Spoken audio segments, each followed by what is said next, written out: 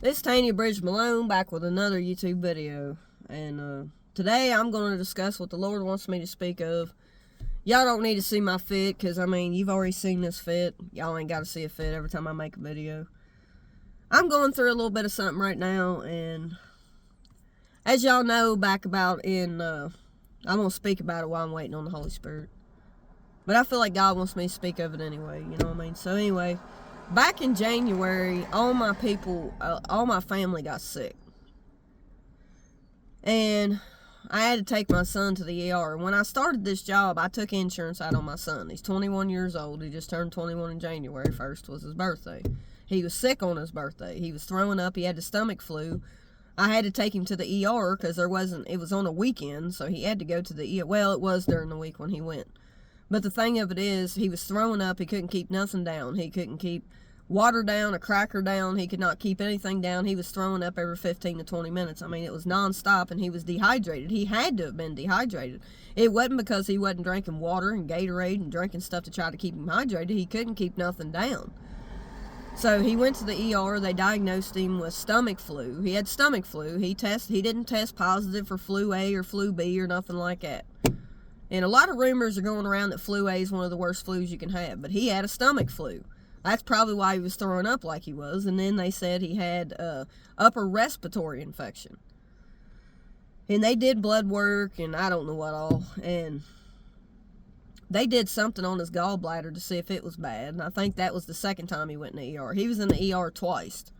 And I took him to the urgent care because the only thing they prescribed him, he was in the ER for about 3 or 4 hours each time he was there. And I had insurance, but you know how it is, y'all. We all got deductibles. And anyway, I didn't get the bill till almost February. And there was 2 or 3 different bills that I received. And it came to like $2,000, $2,500 just for them 2 hospital stays. And they prescribed him some medicine for throwing up, but that only made it worse because it didn't do anything. It didn't elevate it or none. But my son was eating a lot of greasy foods, and they told him to eat Jell-O, to eat light foods. Don't be eating stuff that's heavy on your stomach. But he wouldn't listen. He continued eating the junk and all the shit he shouldn't have ate. Excuse my language. But what I want to talk about right now is I got like over $3,000 medical bills, and my mom's really stressing me about it, but I know it needs to be paid, but I have no job. I just quit my job the other day because the doctor filled out the paperwork, but when I went to the doctor, I never told him I was returning to work. So I may not even, and they texted me, my job, or Sedgwick, or whatever it is, it's through the short-term disability people, texted me and asked me when my return to work date was. But I never planned on going back to that job for the simple fact that my doctor told me if I continue lifting that heavy stuff, that it would end up causing a chronic back issue. Because my disc is sitting at the bottom of my spine, and it's sitting on a nerve. So I can't continue working factory jobs that require me to lift a lot of heavy stuff, even if it is 20 or 25 pounds, because a lot of those rolls I was lifting on at work weighed that. They didn't weigh 50 pounds. They probably weighed 25, 30, 35 pounds, something like that. I just couldn't continue to do it. Well, I got all these medical bills in the mail around February. And anyway, I don't have the money to pay them. I never paid anything on it. I could have paid something on it for like a month, maybe a monthly payment for a month, but since the 5th of March, I've been on trying to get short-term disability. You know, y'all know they sent me a PDF file to try to print off the paperwork, and I went to 2 or 3 different places in town. I couldn't get it to print. And then I had to call them, and I didn't think about getting the doctor's fax number to have them fax it to their number. You know, I didn't think about that till I went into the doctor. I was off for a good 7 or 8 days before I even could get into the doctor because I couldn't get in any earlier. I couldn't get an earlier appointment.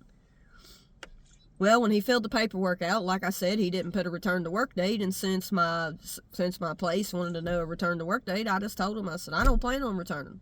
So, since I said that and left my job, which probably should have just left my job to begin with, you know, whatever I would gotten in a short-term disability check probably wouldn't have been $200 or $300 if I even got that. And so I don't look to receive anything from short-term disability. I no longer have insurance, so it is what it is. I've been battling this cold for 2 or 3 months, and I think a lot of it has to do with me smoking, but a lot of it probably had to do with me breathing that shit down there. And I'm kind of stuck in a rock and a hard place because I'm wanting to file for disability. And I don't have any money coming in, so how in the hell am I going to pay a $3,000 medical bills? I don't know how in the world. It might be more than that. Because one night when Sean went to the ER, I had to have an ambulance come and pick him up because he couldn't stand up straight to walk straight. He was so dizzy. And none of us could lift him because he weighs over 200 pounds, and ain't nobody in my house could lift that much weight. I know I couldn't because my back wasn't feeling right at the time. I couldn't be lifting on that, so I called the ambulance to come get him and take him to the hospital, which was about a couple miles down the road, but no telling what they charged me for that. But so far, I've got over $2,000 and some worth of medical bills that he created, even though I didn't know I was going to be in this predicament where I wasn't going to have a job. But I really had no choice but to leave my job. What options did I have? I mean, even if they was willing to accommodate me, the doctor said I can't lift 20 pounds. That shit I cannot do. I'm not going to continue working a job hurting myself. And Ben's, I've been fighting this cold, which I think it had a lot to do with me breathing that crap. And, yeah, it just, so I'm stuck in a rock and a hole place, basically. And I've looked up stuff on the internet where it said that, if you don't make a payment, they can come after you and sue you. But they can't put you in jail for lack of a damn payment on a medical bill. They might be able, if they summons you to court, you got to go to court. Now, if you don't show up, then yeah, you could go to jail for that, for not showing up in court. But they can't put you in jail for lack of a medical bill payment. And right now, I don't even have no job. I don't even have no income. So therefore, I can't, I don't have no income, and I wasn't going to take all my tax money and throw it on that because I had no money put back. I had no money put back. I wouldn't. I mean, I know I like to spend money. That's why when I talk to y'all about not spending money, I have a lot of addictions that ain't the greatest, but my thing is, what I want to talk about is United States healthcare system. It's really crazy, and what really gets me is the elderly. You got people out here who come over here from other countries, and I'm not against people coming to the United States. But my thing is, we give them stuff, but yet we don't even help our own people. And that is truth, y'all. We don't even help our own people. United States says they're the most richest country in the world, but yet we can't give our people universal health care, some kind of health care system better than what it is.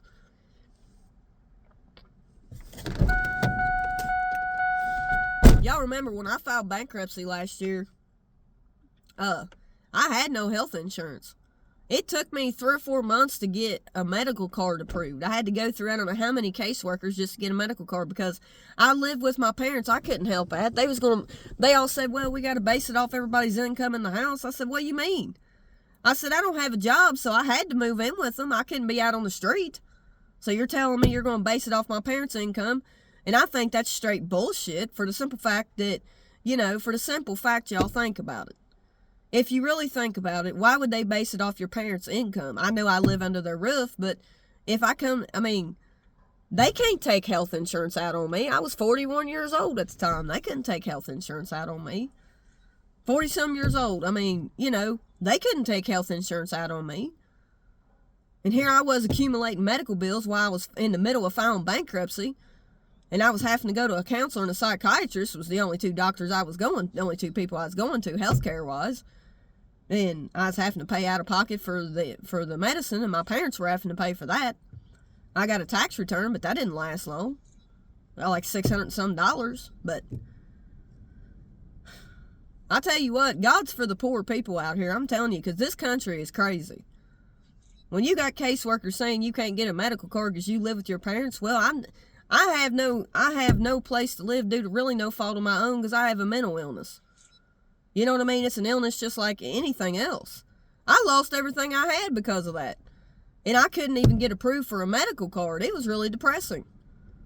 And it took them forever to find, 2 or 3 months to find it took months to find the right kind of medication to work for me. And now I'm stuck without insurance again due to my lower back.